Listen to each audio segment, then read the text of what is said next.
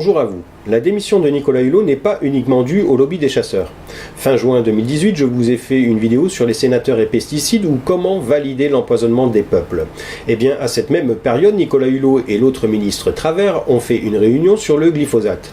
Ils en sont sortis tout contents, avec le sourire jusqu'aux oreilles, en nous annonçant qu'ils avaient pris une décision exemplaire, à savoir réduire l'emploi du glyphosate dans les 5 ans à venir. La belle affaire, puisque dans 5 ans, personne ne sait où il sera, et encore moins l'état de notre chère nature. Ce qui a marqué également notre cher Nicolas Hulot, c'est que quelques jours après cette décision, les sénateurs en ont pris également une, à savoir sur la loi de l'agriculture, supprimer carrément les petites clauses qui étaient amenées à commencer à envisager seulement la réduction de l'emploi des glyphosates dans les années à venir. Donc quand vous êtes ministre de l'écologie et que vous vous apercevez que par le biais de ce titre, vous n'avez aucun pouvoir, et que dans ce genre de milieu, votre parole est réduite à néant, c'est-à-dire que votre parole est nulle, je veux bien comprendre que cela soit bouleversant pour un être comme notre cher Nicolas Hulot. Ensuite, avec tous les paramètres qu'il a sur l'empoisonnement de notre chère planète, qui est dans tout, aussi bien dans nos assiettes que dans nos vêtements, que pour les nourrissons, dans tout ce que nous consommons, il y a des poisons. Là aussi, ça doit être assez bouleversant pour lui. Effectivement, le lobby des chasseurs, c'est la goutte d'eau, puisque là aussi, vous avez le lobbyiste principal qui a sa place à l'Élysée sans même être invité, et en plus ont des privilèges qui sont tout à fait inacceptables, à savoir de pouvoir tuer des espèces qui sont protégés et qui sont en voie de disparition même carrément. Mais la cerise sur le gâteau, c'est qu'il le dit lui-même, notre cher Nicolas Hulot, après sa démission, dans l'interview qu'il a faite, à savoir qu'il ne peut plus mentir. Il ne peut plus continuer à mentir au peuple en le regardant bien droit dans les yeux et surtout en assumant ses mensonges, en sachant tout ce qui se passe. Donc là, vous comprenez maintenant pourquoi, avec tous ces paramètres, il préfère quitter le navire, on peut même dire la galère, puisque en plus de ça, il s'aperçoit que sa réelle fonction est uniquement là pour blanchir la pourriture de cette République. Nous avons également notre chère ministre des Sports, Laura Flessel, qui fait pareil, puisque là aussi, sachant que c'est pas réellement des politiques, ce sont des gens qui sont sains d'esprit, ils ne peuvent pas continuer à mentir comme ça au peuple et surtout à l'assumer. Pour faire ce genre de truc, il faut être réellement un politique et pouvoir assumer ça en se regardant bien droit dans les yeux, bien droit dans une glace, avec son petit costard, se dire je suis trop beau et je suis important et se moquer complètement de raconter n'importe quoi au peuple.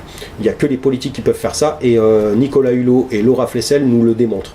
Donc moi je leur dis un grand bravo à ces deux personnes puisque je pense qu'ils ont fait en sorte d'ouvrir les yeux à quelques-uns d'entre nous et nous ont fait remarquer que cette République c'est réellement un gros bordel, c'est même carrément un tas de merde qu'il faut s'éloigner puisque ça sent trop fort.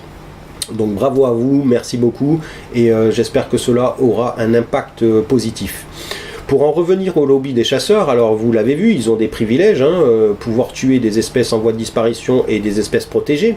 Alors comment cela est-ce possible que l'État accepte ce genre de choses? Mais quand on voit après notre cher Macron qui se prend pour un roi, comme tous les autres d'ailleurs, remettre en place les chasses royales, on commence à comprendre pourquoi.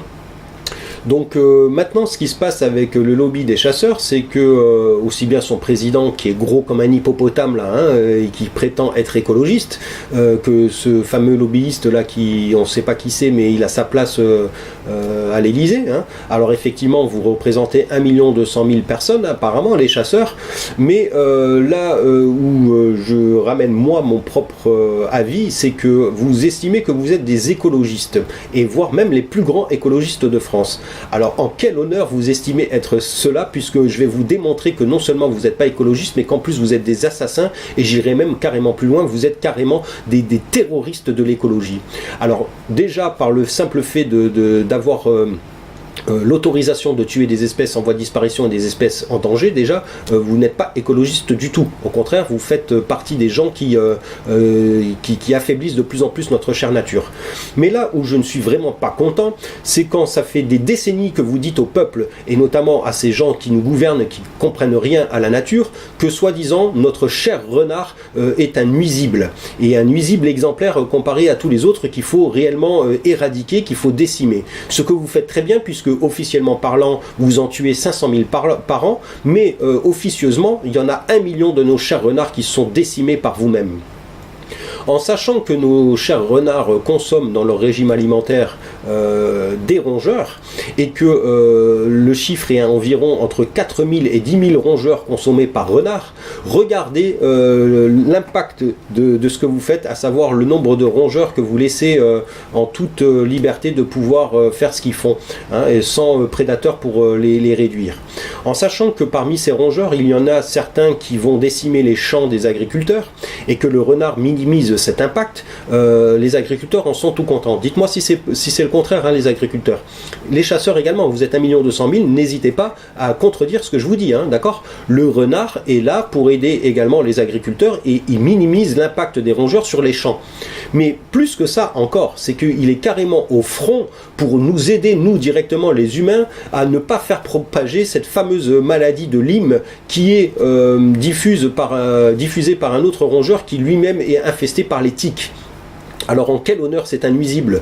Parce qu'il va voler de temps en temps un œuf ou une poule dans un poulailler qui n'est pas entretenu, hein, où il peut rentrer, ça en fait de lui un nuisible, puisque les gens ne sont pas contents de se faire voler un petit truc, on est obligé de le décimer comme ça, alors que les renards sont nos anges gardiens en fait. Ils devraient mériter la médaille d'honneur pour travailler gratuitement et 100% écologique et 100% écologiquement pour nous, hein, pour nous sauvegarder. Donc voyez, messieurs les chasseurs, le 1 200 000 que vous êtes, et surtout votre fameux président et l'autre lobbyiste, vous êtes des fumiers, parce que vous dites des choses qui sont carrément le contraire. Donc en aucun cas vous êtes des écologistes, en aucun cas vous préservez la nature, vous la décimez, et en plus vous en êtes content, puisque de toute façon, à la base, un chasseur, c'est fait pour tuer une espèce qui va consommer, d'accord? Et là vous voyez bien que vous tuez des espèces que vous ne consommez pas, donc en fait vous êtes des tueurs en puissance, vous êtes des assassins, vous êtes des terroristes de l'écologie. Là également où il va falloir changer la donne avec vous, c'est que effectivement vous avez des tests d'aptitude pour pouvoir tenir ces engins de mort, mais si j'ai bien compris ça dure pas très longtemps, hein, c'est l'équivalent d'une demi-heure, mais c'est pas ça qu'il faut faire non plus. Il faut réellement voir si physiquement parlant vous êtes apte à pouvoir tenir un fusil, puisque encore dernièrement, il y a une personne âgée, chasseur, qui se fait arracher son bras avec son propre fusil, mais je pense également à l'année dernière, ce pauvre grand-père qui tire en pleine tête de son petit-fils. Donc vous voyez bien que malgré ce petit test pour pouvoir avoir le permis de chasse, ce n'est largement pas suffisant. Donc les personnes âgées devraient avoir 2 fois plus de tests pour savoir s'ils sont réellement aptes à tenir leur engin de mort, et tous les autres qui ont un peu moins de 60 ans, avoir un dépistage des drogues, hein, que ce soit l'alcool, la cocaïne et même les drogues douces comme le cannabis. Vous devez être tous dépistés avant même de pouvoir tenir un engin de mort. Donc nous allons mettre en place ce genre de pétition pour mettre la pression au gouvernement pour vous faire appliquer ce genre de choses, parce qu'en aucun cas vous devez être permis de pouvoir tenir un objet de mort, en sachant très bien qu'en plus de vous tirer les uns les autres, alors ça personnellement je m'en moque complètement, mais quand vous allez tirer sur des gens qui vont se promener dans la nature, et qu'en plus de ça ils sont même habillés en fluo pour bien montrer que ce ne sont pas des animaux, vous arrivez quand même à leur tirer dessus. Donc voyez bien que là il y a quelque chose à faire, hein. Donc la chaîne terrienne est là pour vous montrer déjà que nous pouvons manifester chez nous, et qu'en faisant ce genre de choses, nous pouvons avoir une activité en plus de ça, alors que quand vous sortez dans la rue, vous ne pouvez faire que ça.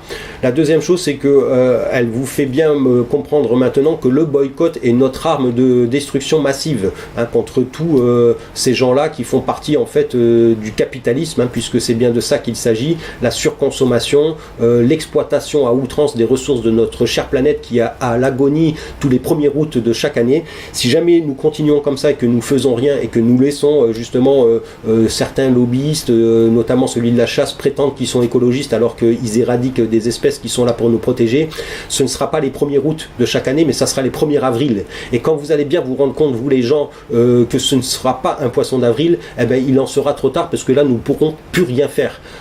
En ce moment nous pouvons encore bouger les choses, quand ça sera le 1er avril nous ne pourrons plus rien faire. Nous sommes déjà au bord du gouffre, en avril nous serons tombés au fond du gouffre, hein. Donc apparemment vous avez l'air de vous en moquer un petit peu, parce que malgré tout, il n'y a pas énormément de monde, même si je vois que ça commence à bouger, mais ça met énormément de temps. Alors que la chaîne terrienne vous a expliqué que ça vous demande strictement rien. D'accord? Là, dernièrement, il y a encore des choses que vous apprenez, notamment sur cette fameuse boisson gazeuse américaine, qui est aussi un très gros pollueur de notre planète avec leur plastique et leurs canettes aluminium. Notamment en mettant énormément de sucre dans leurs boissons. D'ailleurs, aujourd'hui, c'est taxé, hein, le sucre dans ces boissons est taxé. Alors, ce qu'ils font, c'est qu'ils ont réduit le nombre de centilitres dans leurs bouteilles, mais par contre, ils ont augmenté leur prix.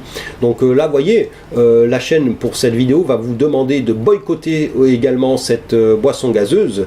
En quel honneur ça vous impacte de quoi que ce soit? Si vous avez réellement envie de boire une boisson gazeuse caramélisée, ben, allez acheter de la limonade artisanale faite par des gens qui ne font pas n'importe quoi, qui ne rajoutent pas de sucre là-dedans, et rajoutez la dose que vous avez envie de caramel, et comme ça vous aurez cette boisson gazeuse, d'accord? Et en toute écologie.